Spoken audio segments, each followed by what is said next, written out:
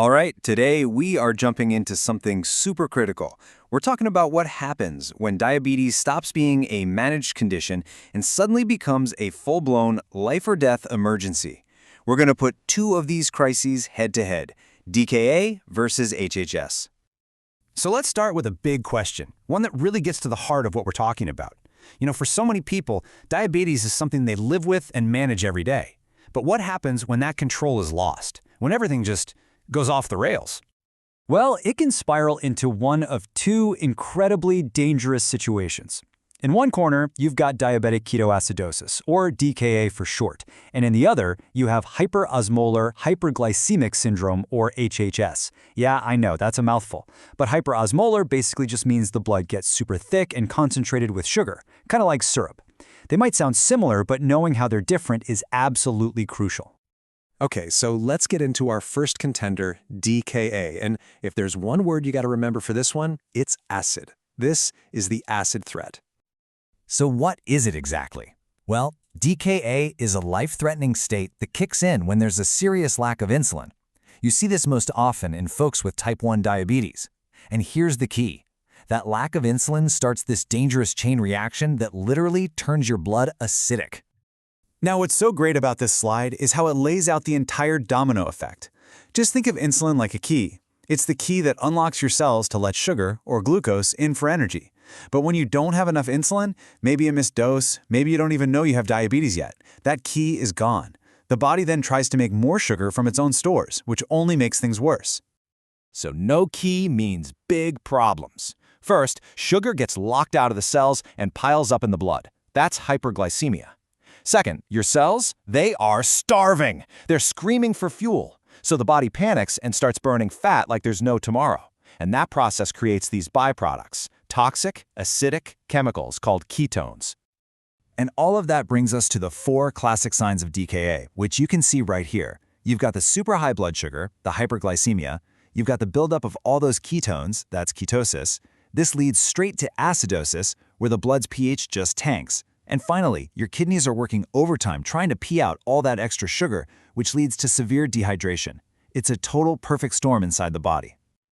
All right, so that's DKA. Now let's switch gears and talk about our other crisis. Meet HHS. And if DKA was the acid threat, think of HHS as the dehydration danger.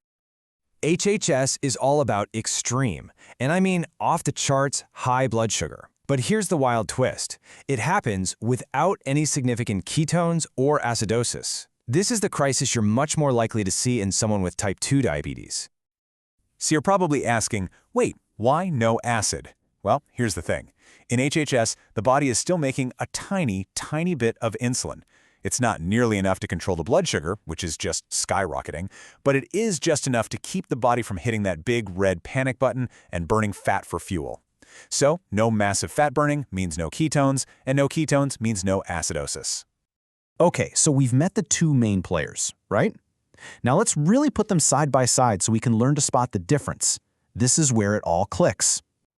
This gives us a fantastic bird's eye view. Look at DKA. It hits you fast, it's sudden. HHS, that's more of a slow burn, creeping up over days, maybe even weeks. Like we said, DKA is the classic crisis for type 1 diabetes, while HHS is more of a type 2 thing. And the main problem? It's all about acidosis in DKA versus just profound, dangerous dehydration in HHS. But the real proof is always in the numbers. The lab work tells the whole story. With DKA, yeah, blood sugar is high, over 300. But then you look at HHS, and whoa, it can be over 800, just astronomically high. Now look at the pH. In DKA, it drops below 7.35. That's acidic. In HHS, it's totally normal. And the final giveaway? Urine ketones. Positive for DKA, negative for HHS. It's night and day. So, knowing the enemy is half the battle. But how do you fight back? Let's get into the emergency response. The goals are actually pretty similar for both, but the little details make all the difference. The game plan for treatment really boils down to 3 main pillars. Number 1, and this is the most urgent, is fluid replacement. You've got to pump that patient full of IV fluids to rehydrate them. Number 2, you give insulin through an IV to gently bring that blood sugar down. And number 3, you have to fix the huge electrolyte imbalances that have happened. Now, of all those electrolytes they're trying to balance, there is one that is notoriously tricky to handle, And that's potassium. Seriously, managing potassium levels during treatment is one of the most delicate balancing acts in the ER. And here's why it's so wild. Before you start treatment, that lack of insulin has forced potassium to get stuck outside the body's cells, so a blood test might look normal or even high, but it's a total illusion. The second you start giving insulin, it's like opening the floodgates. All that potassium rushes back into the cells. This makes the potassium level in the blood suddenly plummet, which is incredibly dangerous for the heart. That's why they have to watch the heart monitor constantly. And there's one more huge danger lurking during treatment. If you drop that blood sugar too fast, you risk this catastrophic complication called cerebral edema. That's brain swelling. The body has to have time to adjust. You got to be fast, but you also have to be incredibly careful and controlled. It really is a tightrope walk. So, after all this talk about danger and emergency rooms, the most important question is pretty obvious, right?